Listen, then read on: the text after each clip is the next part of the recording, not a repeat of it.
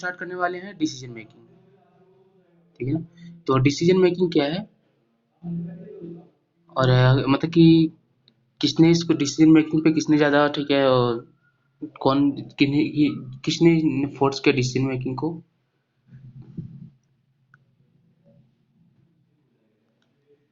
देखो decision making की जब बात आती है तो मतलब इसका मतलब है कि जस्ट आप नॉर्मल लैंग्वेज में आप देखिए तो डिसीजन मेकिंग मतलब कि आप जो भी आप डिसीजन ले रहे हैं उसको किस तरीके से ले रहे हैं डिसीजन, और वो भी चाहे किसी एक एडमिनिस्ट्रेटिव, ठीक है, एडमिनिस्ट्रेटिव सिस्टम में हो, चाहे आपका, ठीक है, एक ऑर्गेनाइजेशनल सिस्टम में हो, या फिर किसी पब्लिक प्राइवेट किसी भी ऑर्गेनाइजेशन एडमिनिस्ट्रेशन में आप डिसीजन किस तरीके से लेते हैं, ठीक है, उस पर डिपेंड करता है, ठीक है ना। तो डिसीजन मेकिंग आपका यहाँ से स्टार्ट होता है कि डिसीजन मेकिंग जब यहाँ पे जब इसकी प्रॉब्लम्स क्रिएट हो गई कि ये डिसीजन किस तरीके से लिया जाएगा, तो डिसीजन मेकिंग की बात आती है। और जब डिसीजन मेकिंग की हम बात करेंगे तो मतलब कोई भी ऑर्गेनाइजेशन हो उसमें क्या होता है ना कि साइंटिफिक स्टडी करने के लिए, ठीक है ना, एक इंडिविजुअल की साइंटिफिक स्टडी करने के लिए आपका क्या होता है ना कि हम एक स्टडी करते हैं तो क्या होता है कहीं ना कहीं वो बिहेवियरलिज्म से कनेक्ट करता है, मतलब इसको मैं ऑनलाइन में अगर मैं इसको कनेक्ट करता हूँ तो in any organisation the scientific study of behaviour of individual is known as, ठीक है, बिहेवियरलिज्म, ठीक है ना। किसी को कोई प्रॉब्लम, यही अब इसमें, हाँ अब इसमें यही एक बात होती है, इसमें एक और बात अगर हम जस्ट ठीक है सेकंड हम पॉइंट इसमें करें तो क्या होता है ना कि फॉर, ठीक है, for success of any organisation, ठीक है, या for success of any administration it relies on, किस पे रिलाई करता है कि इनफॉर्मल ऑर्गेनाइजेशन आपका, इनफॉर्मल ऑर्गेनाइजेशन किस तरीके से होगा। अब यहाँ पे इनफॉर्मल ऑर्गेनाइजेशन की बात क्यों हो गई, यहाँ पे इसलिए इनफॉर्मल ऑर्गेनाइजेशन की बात होती है क्योंकि यहाँ पे सभी जो एक इंडिविजुअल होता है ना सभी अलग अलग होता है, डिफरेंट होता है। तो अब डिफरेंट इंडिविजुअल होगा तो उसका बिहेवियर भी अलग होगा, उसकी स्टडी करने का तरीका भी अपना अलग होता है। तो यहाँ पे एक राइटर हमारे थिंकर आते हैं हर्बर्ट साइमन ने अपनी एक बुक उनकी थी, ठीक है, कौन सी बुक थी, एडमिनिस्ट्रेटिव बिहेवियर थी, जो 1947 में इन्होंने लिखा था। उन्होंने अपनी इस बुक में उन्होंने डिसीजन मेकिंग का कॉन्सेप्ट इन्होंने, ठीक है ना, दिया था। अभी इन और हर्बर्ट साइमन को ही बोला जाता है कि जो हमारे बिहेवियरलिज्म है या फिर ना इसके क्या, इनके क्या बोला जाता है, इन्हें फादर बोला जाता है ना। और साथ साथ में इनको क्या बोलते हैं, क्लासिकल थ्योरी को इन्होंने क्या कहा था, जब हम फोर्थ स्टेज पे थे, ठीक है, और जब हमने थर्ड थर्ड स्टेज पे थे, जो हमने इसको क्या किया था, इसको हमने चैलेंज किया था, किसको, पब, पब्लिक और ठीक है एडमिनिस्ट्रेशन को, जिसे पॉलिटिक्स एंड एडमिनिस्ट्रेशन डायकोटोमी थी, उसको चैलेंज किस कौन से एरा में किया गया था, जो हमने पैराडाइम पढ़ा था विल्सन का स्टार्टिंग में। तो थर्ड पैराडाइम जो था वहां पे इन्होंने चैलेंज किया था। उन्होंने से क्या बोला था, उन्होंने से बोला था कि यह मिथ है जस्ट, ठीक है, प्रोवर्ड्स है, मिथ है, मतलब मुहावरा है, और क्या क्या बोलते हैं इसको, उन्होंने इसको इसकी बात कही थी। उन्होंने कहा था प्रोवर्ड्स ऑफ द एडमिनिस्ट्रेशन, ठीक है ना, और इनकी बुक भी आई थी प्रोवर्ड्स ऑफ द एडमिनिस्ट्रेशन, ठीक है। तो इस तरीके से, ठीक है, डिसीजन मेकिंग का कॉन्सेप्ट जो है, ठीक है, हर्बर्ट एस साइमन ने, ठीक है, कहीं ना कहीं उसे इनने, ठीक है, इन्होंने इस पे ज्यादा अपना, ठीक है, कंसंट्रेट किया था। और Herbert Simon is the only philosopher who get the Nobel prize 1978। अब हर्बर्ट साइमन ने, ठीक है, यही एक ऐसे फिलोसोफर थे जिनको नोबेल प्राइज मिला था 1978 में।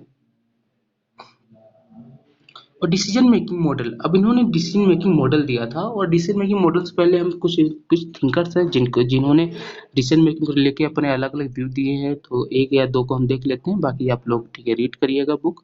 तो वहाँ पे आप या नोट्स आप लोग रीड करिएगा, ठीक है, तो आराम से ये आपको क्लियर हो जाएगा और अच्छे से क्लियर हो जाएगा, ठीक है ना।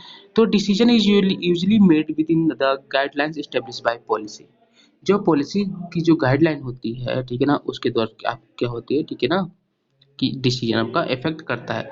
A policy is relatively extensive affected many problems and is used again and again, ठीक है ना। इस तरीके से हम क्या करते हैं, पॉलिसी को इस तरीके से हम यूज करते हैं।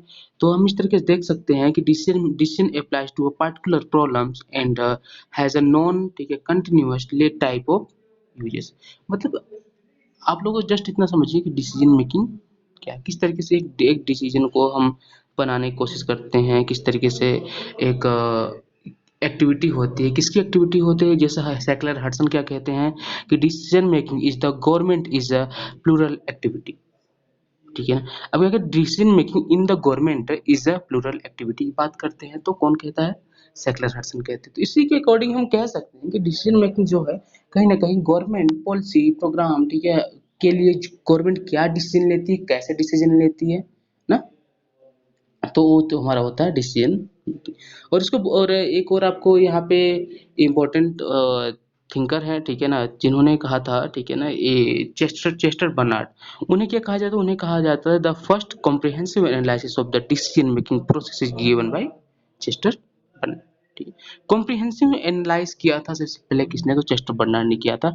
लेकिन हाँ, उसके अगर फादर बोले जाते हैं तो फादर को आप कह सकते हैं हर्बर्ट साइमन, ठीक है ना। अब इन्होंने क्या ऑब्जर्व किया था, इन्होंने ऑब्जर्व किया था the process of decision are largely techniques for narrowing choice. जो भी नैरो चॉइस होता है ना, तो उसमें जो भी हम किस तरह के डिसीजन को एक प्रोसेस से और एक किस तरीके से एक टेक्निक के थ्रू हम उसमें लेते हैं, उसको बोला जाता है, ठीक है ना, Chester according to Chester Barnard, ठीक है ना। तो ये चीज ध्यान में आपको रखना है।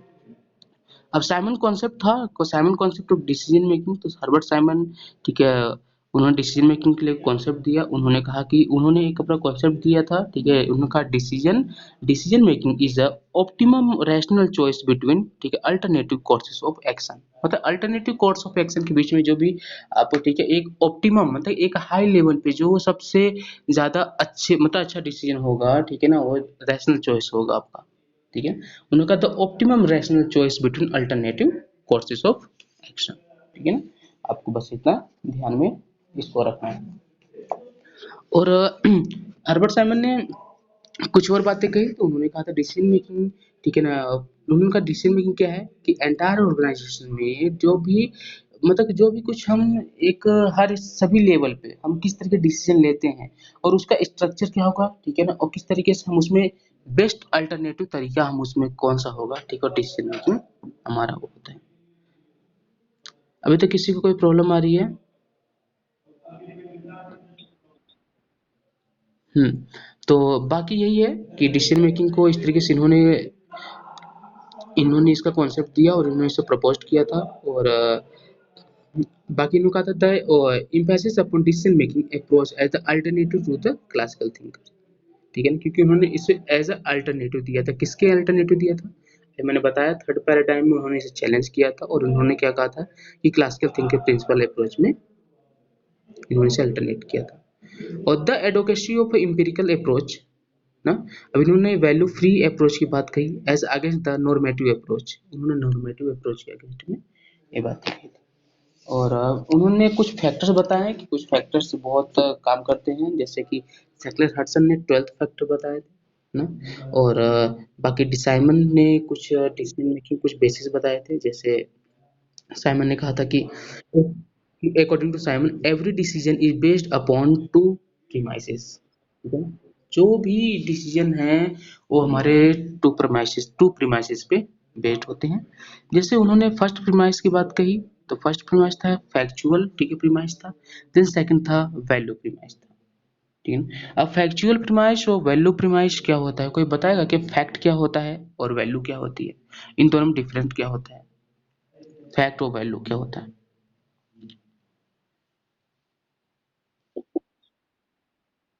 प्रूव्ड है। हम्म। ठीक है, वेरी गुड टेस्ट का।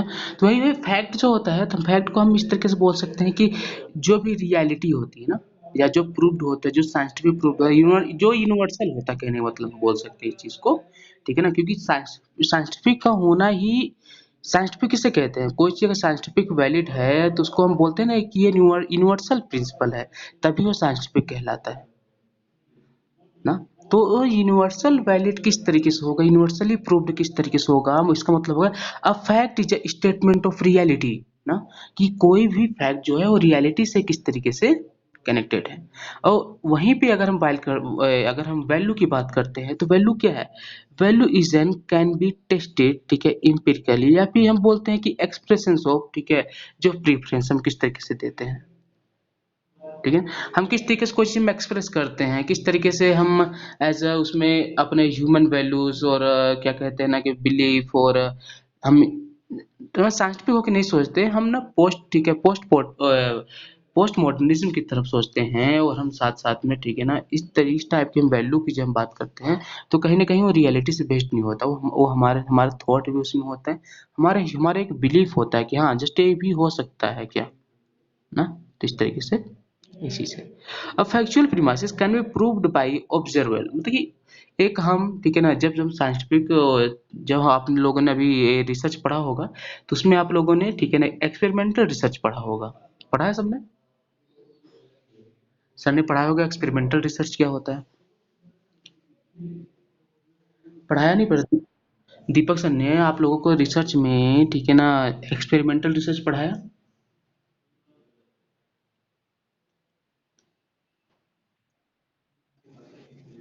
हाँ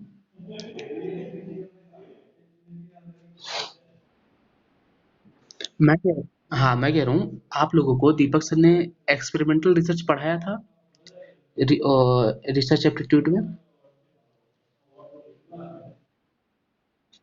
हाँ रिसर्च के टाइप्स में एक्सपेरिमेंटल रिसर्च पढ़ाया तो होगा दीपक सर ने तो किस चीज़ से बेस्ड था कहने मतलब मेरा है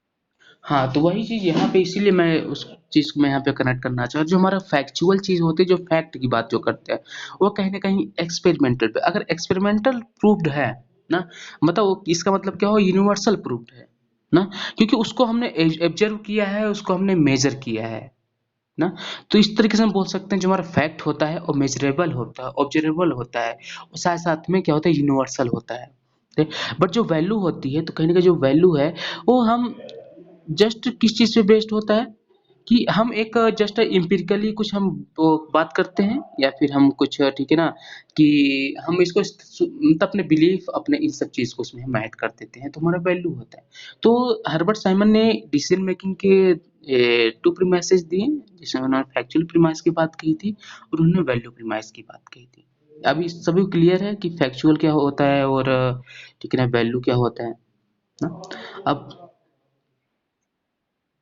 हाँ एक रिपीट अच्छा अच्छा वैल्यू देखो वैल्यू क्या होता है ना कि आप किस तरीके से वैल्यू प्रीमाइस में क्या होता है कि जस्ट आप एक फैक्चुअल के अपोजिट मतलब कि जिस उसमें फैक्चुअल में क्या होता है मेजरेबल होता है ना ऑब्जर्वेबल होता है और एक्सपेरिमेंटल होता है और साथ साथ में कहीं ना कहीं उस पे एक आप बोल सकते हैं कि साइंटिफिक प्रूफ यूनिवर्सल प्रूफ इस टाइप का लेकिन जस्ट जब आप वैल्यू की बात करते हैं तो वो वैल्यू फ्री मतलब वो यही हो गया कि वो साइंटिफिक फ्री है मतलब कि उसमें आप एक human belief human value in सब चीज का ठीक है एक मतलब उसमें ऐड होता है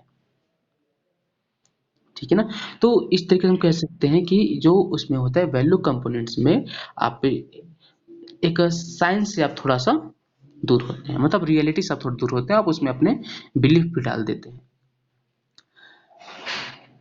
अब यहाँ पे एक साइमन ने कहा था कि ये जो वैल्यू प्रीमाइस होता है ना value premise are concern with the choice of end of action ठीक है ना वैल्यू प्रीमाइस क्या था कि concern with the choice of ends of action की बात कहता है while फैक्चुअल प्रीमाइस क्या कहता है concern with the choice of means of action मतलब मीन्स ऑफ एक्शन यहाँ पे बात होती है वहां पे एंड्स ऑफ एक्शन बात होती है ठीक है ना और इस तरीके से हमारा फैक्चुअल और वैल्यू को उन्होंने डिफाइन किया था और कुछ उन्होंने स्टेजेस बताए थे किस तरीके से हम एक डिसीजन ले सकते हैं डिसीजन मेकिंग के लिए अगर आप लोगों के पास या डिसीजन लेने के लिए ठीक है ना आप अगर आप सभी के पास मैं सभी से क्वेश्चन पूछता हूँ कि अगर आपको कोई डिसीजन लेना है अपने चाहे ऑफिस से रिलेटेड चाहे अपने पर्सनल लाइफ से रिलेटेड या फिर अपने घर से रिलेटेड मतलब किसी भी तरीके का डिसीजन आपको लेना है तो आप सबसे पहले क्या सोचते हैं आपके माइंड में क्या आता है कि किस तरीके से आप सोचते हैं कि हमें इस चीज को लेकर डिसीजन कैसे लेना है तो कहीं ना कहीं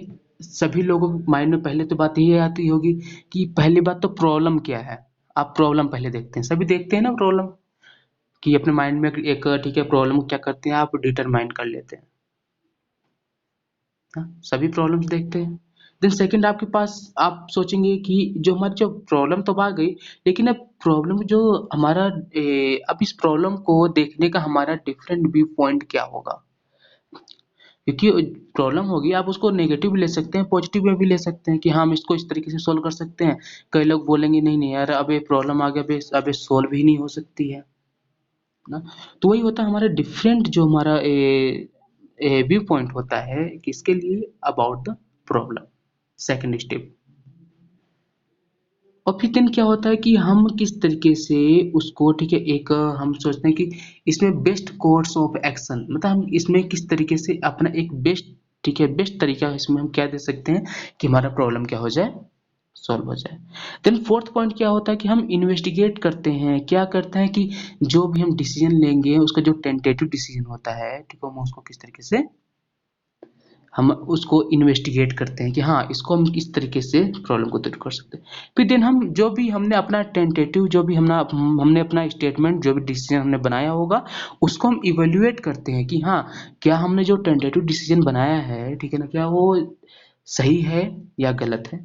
देन क्या होता है कि हमें लगता है कि हाँ अब हमें, ठीक है ना, अगर ये डिसीजन अगर आपका सही हुआ तो आपको लगता है कि अब डिसीजन क्या है, ये बहुत इफेक्टिव होने वाला है। देन आप क्या करते हैं कि लास्ट में, ठीक है ना, कि जो भी आप इससे रिलेटेड डिसीजन लेते हैं उसमें आप क्या करते हैं, ठीक है, उसको भी उसी तरीके से फॉलो करते हैं कि डिसीजन आपका, आपको पता चल गया हाँ ये जो मैंने डिसीजन लिया इफेक्टिव है, ये प्रॉब्लम को इस तरीके से हम इसको दूर कर सकते हैं। तभी किसी को प्रॉब्लम के प्रोसेस एंड, ठीक है, स्टेजेस डिसीजन मेकिंग की किसी को कोई प्रॉब्लम, अगर किसी को प्रॉब्लम हो तो हाँ आप बता दो, कोई बात नहीं। क्योंकि प्रॉब्लम होती है, प्रॉब्लम को दूर करने का यही तरीका होता है कि आप पहले प्रॉब्लम को लेकर के आप सोचो पहले ना, कि आप पहले आप आइडेंटिफाई करो, डिटरमाइन करो कि आपकी प्रॉब्लम क्या है। देन प्रॉब्लम को लेकर के आपका डिफरेंट व्यू पॉइंट हो सकता है, इस तरीके से आप देखो। अब उस व्यू पॉइंट को लेकर के आपका, ठीक है, किस टाइप का एक्शन होगा, आपका पॉजिटिवली एक्शन होगा, नेगेटिव होगा, आप क्या सोचते हैं। फिर देन आप उसमें एक टेंटेटिव डिसीजन मांगे। टेंटेटिव अच्छा क्या होता है बताइए, आपने हाइपोथेसिस पढ़ा, हाइपोथेसिस क्या होता है, उसमें टेंटेटिव डिसीजन क्या होता है, कुछ बताइए।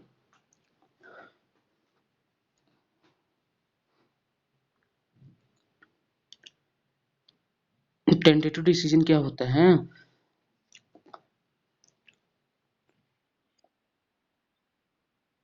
हाँ कि मतलब जस्ट हमने क्या है, हमने क्या कर रखा है, हमने जस्ट सोच रखा है, ठीक है, जो इस तरह के बोल सकते हैं कि हाँ हमने अपने माइंड में अपने, ठीक है ना, रिसर्च में अपने क्या किया है, हमने जस्ट, ठीक है, हाँ ये सोचा है कि ऐसा होगा, जरूरी नहीं है कि वो ऐसा हो ही, ठीक है ना, हमने जस्ट वो हम इसको बोल सकते हैं कि डिसाइड नहीं है ना। तो हमने अपने माइंड में बना, और साइमन ने कुछ स्टेजेस दिए हैं डिसीजन मेकिंग के, ठीक है ना।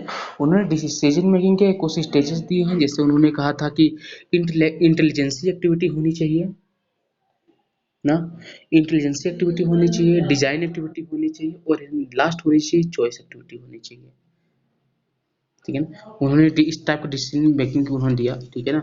और उनका कहने का मतलब ये था कि अब इंटेलिजेंस एक्टिविटी क्या होती है, और डिज़ाइन एक्टिविटी क्या होती है, और चॉइस एक्टिविटी क्या होती है। मैं आप लोगों को वन बाय वन बता देता हूँ कि जो हमारी इंटेलिजेंस एक्टिविटी होती है, ठीक है ना, उसको उन्होंने इसीलिए बोला कि आप कोई भी चीज़ क्या करते हैं तो ना, कि फाइंडिंग जो भी आप करते हैं, मेकिंग अ डिसीजन, ठीक है, आपका स्पेंड कितना है, ठीक है ना, किस तरीके से आप उसमें टेक्निकल, पॉलिटिकल, सोशल इन्वायरमेंट कैसे उस तरीके से आप उसमें नए कंडीशन में नए एक्शन को लेकर के आप प्रॉब्लम जो है ना, आप प्रॉब्लम को उसमें आइडेंटिफाई करते हैं। मतलब इंटेलिजेंसी एक्टिविटी में क्या हो गया, कहीं ना कहीं आप क्या करते हैं, प्रॉब्लम को आप वहां पे आइडेंटिफाई करते हैं कि प्रॉब्लम क्या है ना।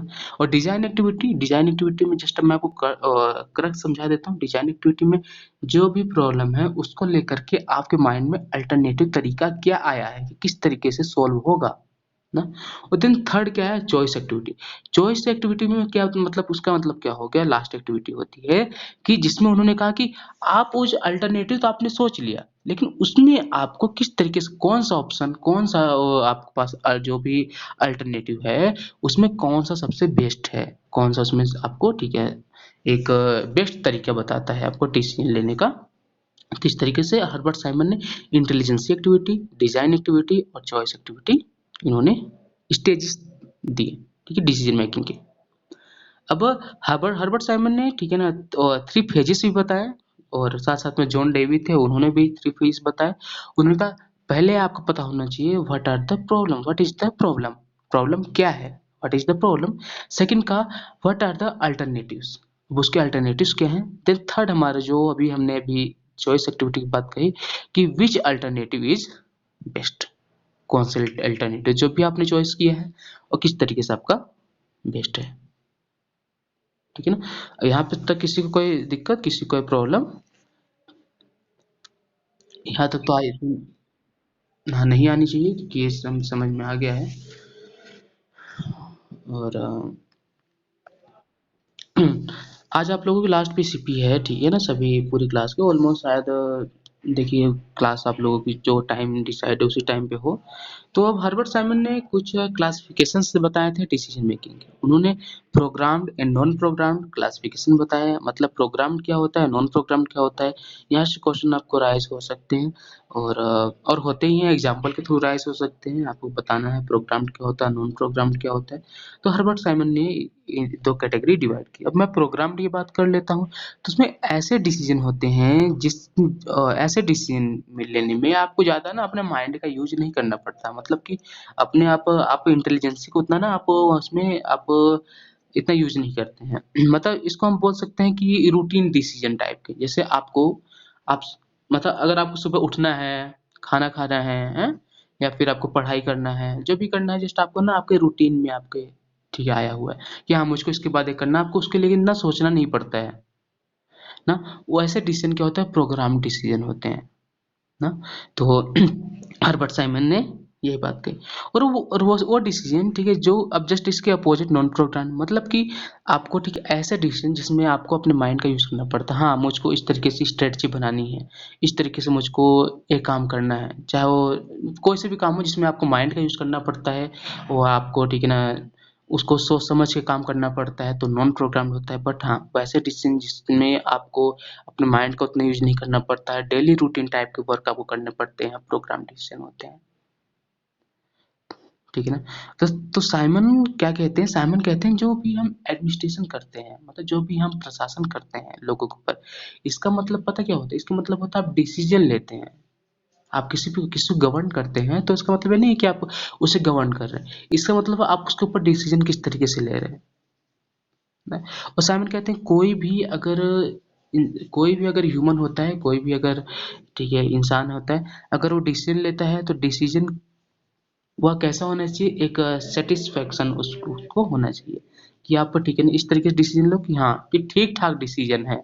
अगर बिल्कुल बेस्ट नहीं है तो कोई इशू नहीं, लेकिन हाँ यह है कि इतना है कि ठीक ठाक है, आप उसे सेटिस्फाई हैं उस डिसीजन से लेकर के ना।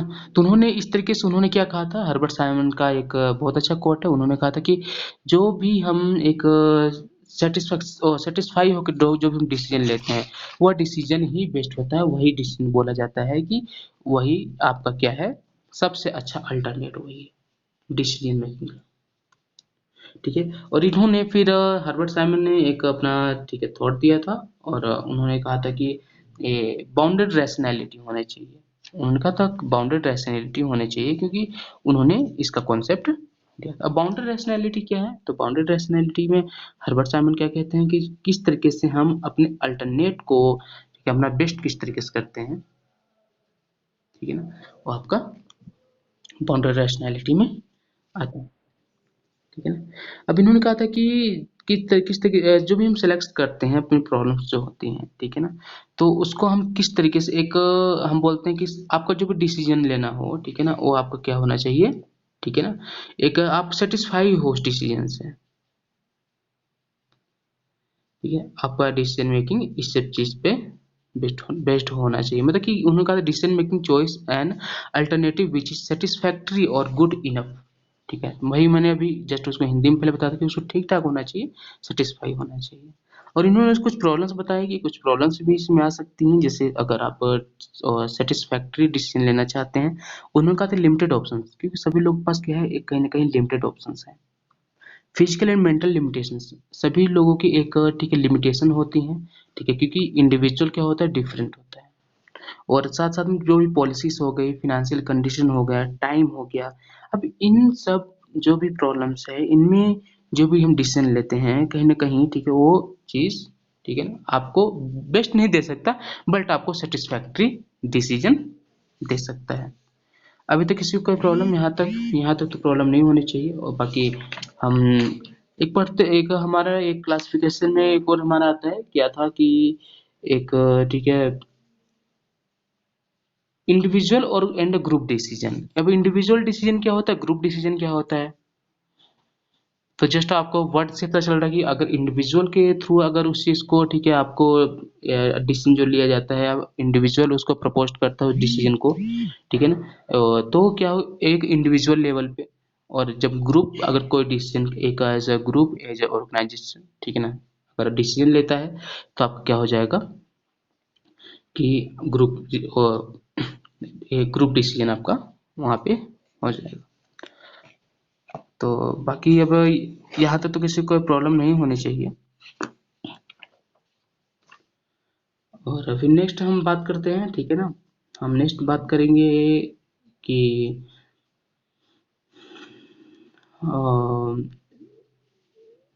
लिंडब्लोम ने इंक्रीमेंटल मॉडल दिया था, उन्होंने डिसीजन मेकिंग का ही एक मॉडल था, ठीक है, जिस लिंडब्लोम ने इंक्रीमेंटल मॉडल दिया था, ठीक है। अब इंक्रीमेंटल मॉडल क्या होता है, अच्छा आप लोग सिलेबस में है इंक्रीमेंटल मॉडल ना, इंक्रीमेंटल मॉडल तो सिलेबस में होना चाहिए आप लोगों के। अभी आप लोगों को सिलेबस नहीं पता है, मैं सिलेबस आप लोगों को ग्रुप में सेंड कर दूंगा, आज आप लोगों को सिलेबस आपको मिल जाएगा, ठीक है ना। तो लिंडब्लूम क्या कहते हैं इंक्रीमेंटल मॉडल में, तो लिंडब्लूम ने अपना एक आर्टिकल लिखा था, उन्होंने आर्टिकल क्या था, द साइंस ऑफ, ठीक है, मॉडलिंग थ्रू, ठीक है, 1959 में उन्होंने अपना एक आर्टिकल लिखा था। और इन्होंने डिसीजन मेकिंग को क्या किया था ना, इन्होंने इंक्रीमेंटल मॉडल की तरह इन्होंने अप्रोच किया था, लेकिन इन्होंने साथ साथ में इन्होंने हर्बर्ट साइमन के क्या था, रैशनल कॉम्प्रिहेंशन मॉडल से अपोजिट मॉडल इन्होंने दिया था। मतलब कि अब इन्होंने कुछ पॉइंट्स बताए कि हर्बर्ट साइमन का मॉडल किस तरीके से अलग है, ठीक है, इंक्रीमेंटल मॉडल से। तो इन्होंने कुछ प्रॉब्लम्स हाईलाइट की, इन्होंने कहा था कि लिमिटेशंस हाईलाइट, इन्होंने कहा कि जैसे मनी है या फिर टाइम है, इंफॉर्मेशन है, politics and other who affected decision, इन सब चीज को हर्बर्ट साइमन ने इग्नोर किया था। तो इन्होंने कहा ना कि ये सब चीजें आपकी होनी चाहिए, और साथ साथ इन्होंने दो पॉइंट्स बताए, उनका मार्जिनल इंक्रीमेंटल होना चाहिए और साथ साथ में पार्शियल, ठीक है, म्यूचुअल एडजस्टमेंट होना चाहिए। मतलब इसका मतलब क्या था कि मार्जिनल इंक्रीमेंटल का मतलब क्या है कि उन्होंने कहा था कुछ भी चीज आप इंक्रीमेंट करते हैं तो वो आप एक साथ ही नहीं कर सकते हैं, आप थोड़े थोड़े लेवल पे उस चीज को इंक्रीमेंट आप करते रहिए, तो उसमें कोई प्रॉब्लम नहीं होती, ठीक है। और उन्होंने साथ साथ में इन्होंने एक चीज और बातें कही, इन्होंने कहा कि जो भी इंक्रीमेंटल होता है ना, वो आपका कहीं ना कहीं डिसीजन से, आप कोई डिसीजन लेते हैं तो उसको अफेक्ट करता है, तो आप एक साथ ही ना लेकर के, क्योंकि क्योंकि उन्होंने कहा कि एडमिनिस्ट्रेशन, ठीक है ना, आपका एक म्यूचुअल एडजस्टमेंट पे भी बेस्ड होता है, मतलब डिसीजन किस तरीके से आप लेते हैं, ठीक है, उस टाइप पे, ठीक है ना, बेस्ड होता है। और इन्होंने कौन कौन सी प्रॉब्लम्स को हाईलाइट किया, इन्होंने कहा money, time, information, politics and कुछ और प्रॉब्लम्स को इन्होंने आइडेंटिफाई किया।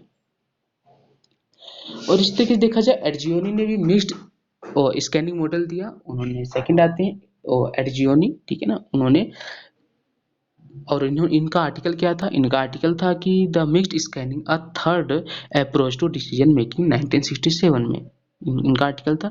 और इन्होंने क्या किया कि इन्होंने इंटरमीडिएट मॉडल दिया, मतलब इंटरमीडिएट मॉडल का मतलब क्या होता है कि इन्होंने ना हर्बर्ट साइमन के रैशनल कॉम्प्रिहेंशन मॉडल की तरफ जा करके, ना कि इन्होंने लिंड ब्लोम की, ठीक है ना, आपका, ठीक है, इंक्रीमेंटल मॉडल पे जा करके इन्होंने क्या किया, इन्होंने इंटरमीडिएट मॉडल दिया।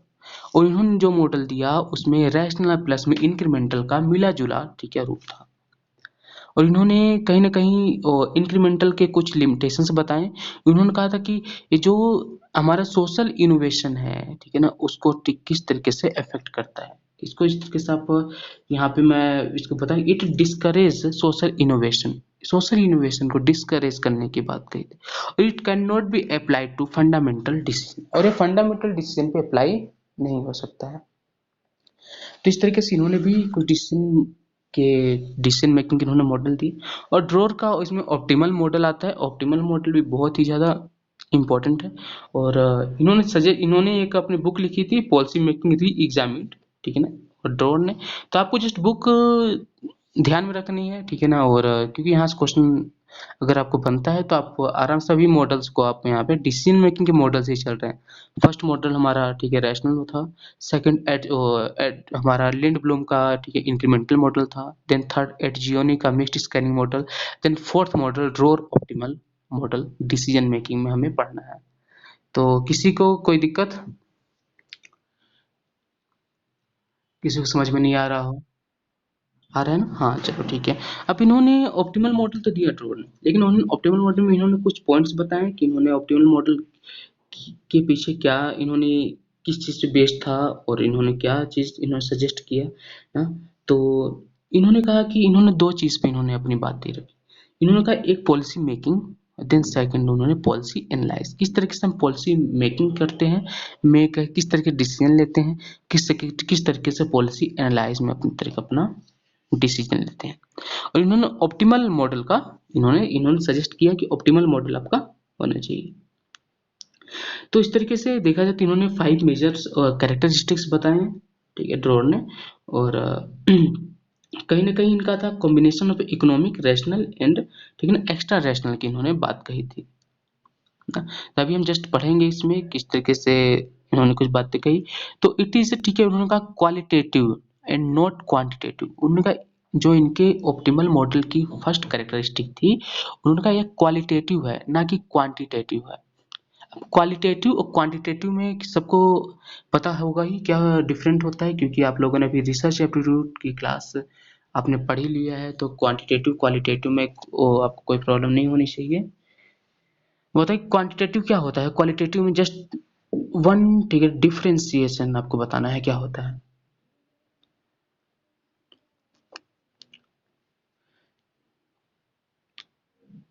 बताइए कोई बच्चा स्टाफ को वन।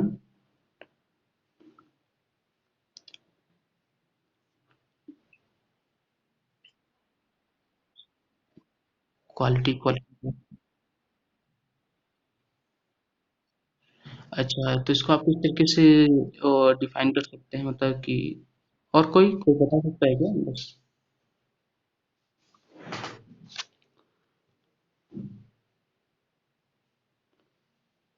देखिए मैं आपको एक बताता हूँ कि जो हम क्वालिटेटिव की बात करते हैं ना, क्वांटिटेटिव बात करते हैं, तो कहीं ना कहीं हम एक जो क्वालिटी की बात करते हैं तो क्वालिटी में हम अपने उसमें जो एथनिसिटी होती है या फिर हम ग्राउंडेड रियलिटी की बात करते हैं ना।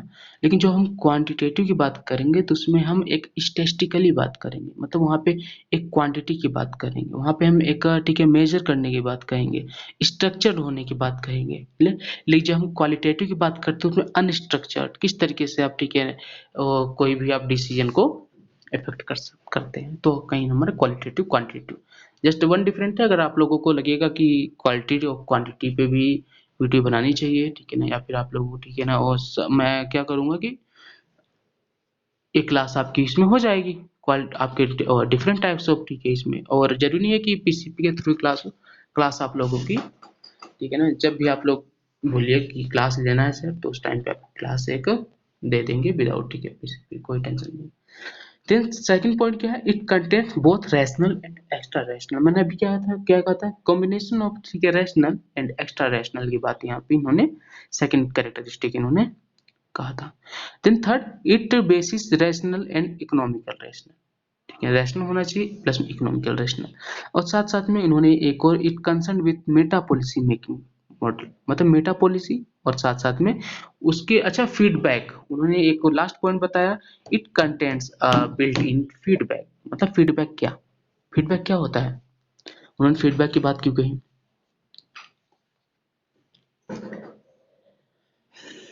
फीडबैक क्या होता है, फीडबैक क्या होता है, फीडबैक।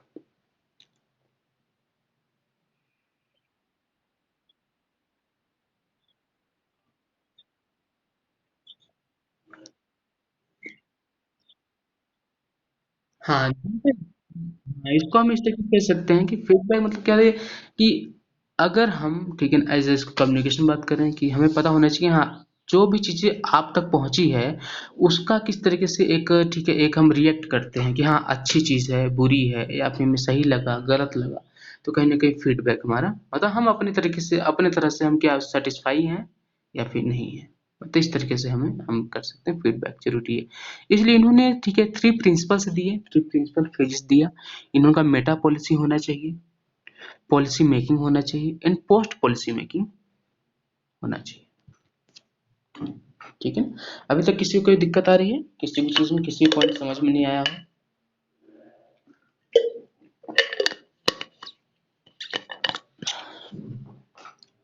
देन रूम की बसु आते हैं, और रूम की बसु ने कुछ इन्होंने प्रॉब्लम्स बताया। इन्होंने रूम की बसु ने क्या कहा कि इससे पहले हाँ ड्रोर का एक यहाँ ये सब इन्होंने स्टेटमेंट दे दिया, उन्होंने सिर्फ फेजेस बता दिए, और उन्होंने कहा कि अगर आपको प्रॉब्लम्स को अगर आप दूर करना चाह रहे हैं या पॉलिसी साइंस को आप उसको डेवलप करना चाह रहे हैं, तो जो भी प्रॉब्लम्स हैं उसको इसी तरीके से आपको सॉल्व करना पड़ेगा एज ए डिसीजन लेकर के।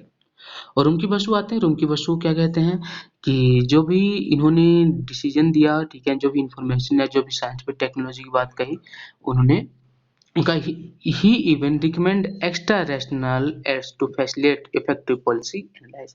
उन्होंने एक्स्ट्रा रैशनल की उन्होंने भी बात कही थी। और इस तरीके से हमारा डिसीजन मेकिंग ओवर होता है। और डिसीजन मेकिंग में अगर आप लोगों को कुछ भी क्वेश्चन पूछना है, कुछ भी है, ठीक है ना, जस्ट आप लोग हाँ आप लोग एक चीज ध्यान में रखिएगा, जो भी बाकी यहाँ पे तो मॉडल्स हो गए हैं, डिसीजन मेकिंग क्या है उसका पता चल गया। हर्बर्ट साइमन ने क्या दिया था, हर्बर्ट साइमन ने किस इफेक्ट की बात कही थी, हमें इतना पता है। लेकिन जो भी इसके थिंकर्स की जो भी हमारे थॉट्स हैं या जो उन्होंने उसके व्यू पॉइंट क्या है, जस्ट आप लोगों को मैंने एक या दो डिस्कस कर दिया है, बाकी आप लोगों को जस्ट देखना पड़ेगा थोड़ा सा, ठीक है। और जस्ट कम्युनिकेशन पे आते हैं। कम्युनिकेशन पहले कर लेते हैं, देन उसके बाद हम कम्युनिकेशन के बाद हम स्टार्ट करेंगे। अच्छा, कम्युनिकेशन है सिलेबस में? कम्युनिकेशन है क्या सिलेबस में आप लोगों के? क्योंकि लीडरशिप पढ़ाएंगे तो लीडरशिप 10 मिनट में खत्म नहीं होगा, और लीडरशिप के लिए आप लोगों के लिए एक्स्ट्रा क्लास लेनी पड़ेगी। आप लोग क्योंकि लीडरशिप में और डिसीजन तो है सिलेबस में। तो कम्युनिकेशन क्या है? कम्युनिकेशन हम अच्छा कोई कम्युनिकेशन बता सकता है कम्युनिकेशन क्या है? कम्युनिकेशन क्या होता है? हाँ, वही है कि हम किस तरीके से लोगों से कनेक्ट होते हैं ना। तो हम कौन सा मीडियम है, किस तरीके से हम, ठीक है ना, अपनी बातों को सामने वाले तक पहुंचाते हैं किस तरीके से ना। तुम्हारा डिसीजन मेकिंग, अब डिसीजन मेकिंग को लेकर के ठीक है डिफरेंट थिंकर्स के व्यू पॉइंट यहाँ पे भी हैं कि किस तरीके से हम क्या करते हैं। जैसे मिलेट क्या कहते हैं कि communication is as the blood stream of an administrative organisation. मतलब कि विदाउट कम्युनिक अब देखिए ना कम्युनिकेशन की कितनी बड़ी इंपॉर्टेंट है। उन्होंने इसे कहा था ब्लड स्ट्रीम है, जिस तरीके से हम अपनी, ठीक है ना, एक किस तरीके से आप ब्लड का हमारा, ठीक है, होता है, ठीक है, कितनी इंपॉर्टेंट है एक ह्यूमन बॉडी के लिए, उसी तरीके से मिलेट ने कहा कि कम्युनिकेशन ठीक है एज अ ब्लड स्ट्रीम है ऑर्गेनाइजेशन के लिए। फिफ्टर क्या कहते हैं कि कम्युनिकेशन क्या है, हार्ट ऑफ मैनेजमेंट। उनका अगर ठीक है हार्ट है एक मैनेजमेंट का, ठीक है ना, फिफ्टर कहते हैं। तो इसी तरीके से हमारे हर्बर्ट सॉरी चेस्टर बर्नार्ड क्या कहते हैं, the first executive function is the develop and maintain a system of communication. और इन्होंने सबसे पहले इसे कहा था कोऑपरेटिव ग्रुप एक्टिविटी। उन्होंने कोऑपरेटिव ग्रुप एक्टिविटी की बात की, और इन्हें बोला जाता है the first executive function is to develop and maintain a system of communication. और साथ साथ में पीटर ड्रकर क्या कहते हैं, पीटर ड्रकर कहते हैं good communication is the foundation for sound administration. ठीक है ना। और कम्युनिकेशन कौन से वर्ड से आया, क्या था, ठीक है ना, ये सब चीजें आप ध्यान दे, ये सब क्वेश्चन नहीं पूछता है। बाकी अगर आप क्वेश्चन करते हैं, ठीक है, तो इसमें ध्यान रखिएगा लैटिन वर्ड से है, और इसका मतलब क्या होता है, sharing of ideas in common. अपने आइडियाज को किस तरीके से आप शेयर करते हैं ना। और किड डेविस क्या कहते हैं, उन्होंने कहा था communication is the process of passing information and understanding from one person to another person. आप किस तरीके से इंफॉर्मेशन पास करते हैं, उसे समझते हैं, ठीक है ना। तो बाकी किड डेविस और इसी तरीके सभी ने कम्युनिकेशन डेफिनेशन दिया। इसको ओवरऑल आप कह सकते हैं communication is an exchange of facts, values, ideas, opinions and emotions by two और मोर पर्सन्स। ठीक है ना। तो यही था। और बाकी इसके कुछ टाइप्स हैं, ठीक है ना, कि कम्युनिकेशन किस तरीके से, इंटरनल कम्युनिकेशन क्या होता है, एक्सटर्नल कम्युनिकेशन क्या होता है, इंटरपर्सनल क्या होता है, इंट्रापर्सनल क्या होता है, ट्रांसपर्सनल क्या होता है। इस टाइप के कुछ टाइप्स हैं कम्युनिकेशन के, जो कम्युनिकेशन को और अच्छे से, ठीक है ना, बेहतर बनाते हैं। तो अब इसमें कुछ टाइप्स की हम बात करेंगे, ठीक है ना, कि इंटरनल कम्युनिकेशन क्या होता है। Internal communication concern with the relationship of the organisation with its employees, ठीक है ना, कि किस तरीके से, ठीक है ना, आप अपने एम्प्लॉयज के साथ में किस ऑर्गेनाइजेशन में किस तरीके से रिलेशनशिप बनाते हैं। और यह कैसा हो सकता है, अपवर्ड हो सकता है, डाउनवर्ड हो सकता है और अक्रॉस हो सकता है। अब अपवर्ड कम्युनिकेशन क्या होता है।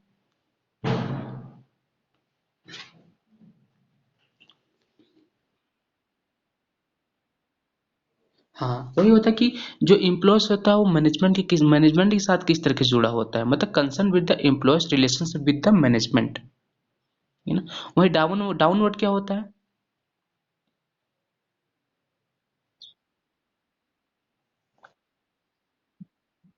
हाँ ठीक है, वेरी गुड संदीप। हाँ, हाँ यही चीज, मतलब आप अपवर्ड किस तरीके से कह सकते हैं कि employee relationship with the management, downward कह सकते हैं कि management relationship with the employee. ठीक है ना। तो यही सब है। और बाकी एक्सटर्नल कम्युनिकेशन क्या होता है।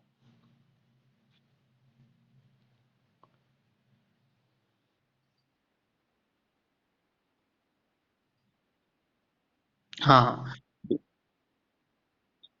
एग्जैक्टली।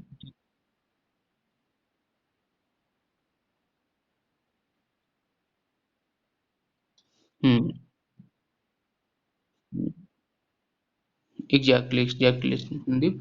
तो यही है कि आपकी रिलेशनशिप किस तरह की, जो एक ऑर्गेनाइजेशन का किस तरीके से बाहरी लोगों के साथ है, ठीक है ना, मतलब विद द पब्लिक बोल सकते हैं या फिर गवर्नमेंट बोल सकते हैं या अदर इंस्टीट्यूशंस के साथ किस तरीके से रिलेशनशिप उनके हैं ना। इस तरीके से हम एक्सटर्नल कम्युनिकेशन भी इस तरीके से हो जाता है। और साथ साथ में एक पब्लिक कम्युनिकेशन भी है, इंटरपर्सनल है, इंट्रापर्सनल है, इस टाइप कम्युनिकेशन। अच्छा, इंट्रापर्सनल कम्युनिकेशन क्या होता है। इंट्रापर्सनल क्या होता है।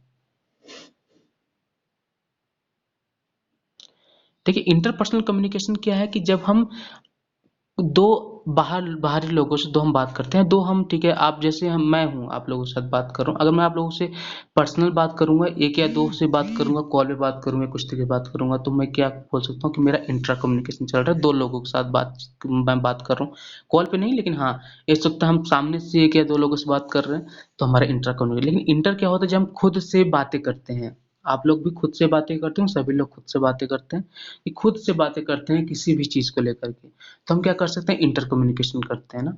और ट्रांसपर्सनल कम्युनिकेशन क्या होता है। ट्रांसपर्सनल कम्युनिकेशन होता है जब हम सो रहे होते हैं या ड्रीम में होते हैं, तो हम भाई, मतलब हम उस जगह पे होते हैं जहाँ पे हमें पता भी नहीं होता, और हम, ठीक है ना, जैसे बोल सकते हैं कि हम कुछ घोस्ट देख लेते हैं या फिर गॉड को देख लेते हैं या फिर कुछ टाइप का, ठीक है ना, अगर हम, ठीक है, आत्माओं और, ठीक है, इन सब अपने, ठीक है, सब बात करते हैं, तो हम ट्रांसपर्सनल कम्युनिकेशन की बात करते हैं, आत्माओं और पूर्वजों से बात करते हैं, तो ठीक है ना। तो बाकी अभी यही सब है। और मीडिया, किस तरह टाइप की मीडिया यूज होगी। तो media, three type of media होती है। किस टाइप मीडिया, कैसे, उन्होंने एक ऑडियो मीडिया होती है, विजुअल होती है और ऑडियो विजुअल होती है। अच्छा, ऑडियो मीडिया मतलब क्या होता है कि जिस तरीके से हम कॉल पे बात करते हैं या फिर जस्ट हम एक ऑडियो ऑडियो के थ्रू कनेक्टेड होते हैं एक दूसरे से। विजुअल क्या होता है, हम वीडियो कॉलिंग पे हैं या फिर वीडियो कॉन्फ्रेंसिंग पे हैं, किस तरीके से कनेक्ट होते हैं। और ऑडियो विजुअल क्या होता है, ऑडियो विजुअल होता है मतलब हम दोनों, मतलब कि आप सामने वालों को भी देख रहे हैं, उसे सुन भी पा रहे हैं, उसे देख भी पा रहे हैं ना। इस तरीके से हमारा कम्युनिकेशन के टाइप्स बटे होते हैं। और कुछ कम्युनिकेशन इसी तरीके से हमारा चलता है। अब इसमें कुछ नेटवर्क्स होते हैं, ठीक है, फॉर्मल नेटवर्क होता है और इनफॉर्मल नेटवर्क होता है। तो वही चीज कनेक्टेड है कि फॉर्मल नेटवर्क में कुछ नेटवर्क्स आते हैं जैसे कि चैन नेटवर्क हो गया, star network, circle network, all channel network, ना। तो ये हमारा आता है फॉर्मल में आता है। और आपके पास टाइम कम है, ठीक है, तो बाकी एक्स्ट्रा क्लास लगानी होगी ना तो आप लोग ग्रुप में मुझे मैसेज कर दीजिएगा, तो मैं क्या करूँगा कि एक आपकी एक्स्ट्रा क्लास और यहाँ पे हो जाएगी आपको ये एक्स्ट्रा क्लास। अब इनफॉर्मल नेटवर्क में क्या होता है, इनफॉर्मल नेटवर्क में सिंगल स्ट्रैंड होता है, गॉसिप, प्रोबेबिलिटी और क्लस्टर, ठीक है ना। तो ये आपका होता है इनफॉर्मल कम्युनिकेशन। और रुडोल्फ फ्लेच ने अपने एक उन्होंने एक अपना आर्टिकल लिखा था मोर अबाउट गोबली बुक। उन्होंने इसमें कुछ बातें बताई थी और इससे कुछ लिमिटेशंस हैं। और मिलेट ने भी 7 टाइप ऑफ कम्युनिकेशन मॉडल दिए अपने। और उन्होंने 7 टाइप में फर्स्ट टाइप उनका था फ्लेक्सिबिलिटी होनी चाहिए किसी भी कम्युनिकेशन में। आप एक दूसरे के साथ, ठीक है, एक फ्लेक्सिबिलिटी होनी चाहिए, रिजिड नहीं होना चाहिए। देन सेकंड उन्होंने कहा क्लैरिटी होना चाहिए, ठीक है ना। और थर्ड उन्होंने कहा यूनिफॉर्मिटी होना चाहिए आपके कम्युनिकेशन में। फोर्थ क्या होना चाहिए, एक्सेप्टेबिलिटी होनी चाहिए कि आप किस तरह से एक्सेप्ट कर रहे हैं। और देन आपका एक होना चाहिए टाइमलीनेस होना चाहिए कि आप एक टाइम बाउंड भी होना चाहिए। कंसिस्टेंसी और एडिक्वेसी आपका डिसीजन मेकिंग में उन्होंने 7.7 एलिमेंट्स बताए थे और मिलेट ने बताए थे। तो इस तरीके से हम डिसीजन मेकिंग तक हम अपनी क्लास ओवर करते हैं। और बाकी क्लास हम, ठीक है, एक और एक्स्ट्रा रख लेंगे, कोई नहीं, ठीक है। इसमें कुछ बैरियर्स हैं जैसे सिमेंटिक बैरियर क्या होता है ना, या फिर हेलो इफेक्ट क्या होता है, स्टीरियोटाइपिंग क्या होता है। जस्ट आपको रीड करना है और आपको समझ में चीज आ जाएगी। आई होप आज समझ में आ जाएगी। और बाकी कोई भी प्रॉब्लम हो आप लोग डायरेक्ट कॉल भी कर सकते हैं, ठीक है, मैसेज भी कर सकते हैं। आप क्लास लेना हो तो एक्स्ट्रा क्लास भी हम यहाँ पे कर लेंगे। ठीक है, चलो, थैंक यू सो मच, ठीक है ना। और